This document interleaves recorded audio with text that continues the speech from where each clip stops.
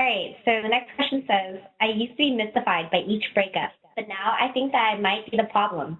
Besides sending a survey to each of my old boyfriends, what can I do to understand what I might be doing that is driving away great men? Wow, I mean, again, I have to applaud this person's insight and willingness to look at herself and see that, we all have a role in why relationships aren't working out. Um, I'd love if this person is present during this call, I'd love to be able to ask the person some follow-ups so that I could give a little bit more of an answer. That's a question I would love to have a little bit more information.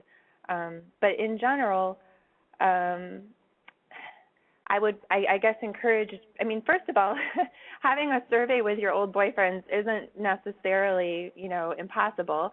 I know there's a woman, Rachel Greenwald, who actually suggests that in one of her dating books. I'm not sure that I advocate that. Sometimes I think it's really good, to stay away from the ex. That's usually what I'm trying to get women in my practice to do. But again, so it's possible if you do have a good relationship with one or two of your exes.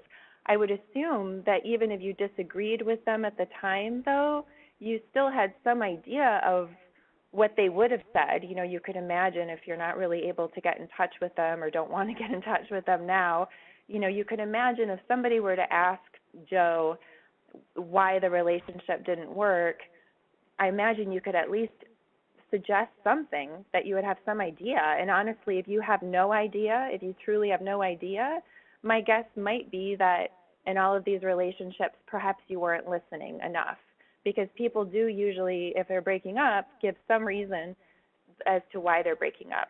So I hope that's enough of an answer, and I think I can give a better one perhaps if I can get voice to voice or on chat with the person.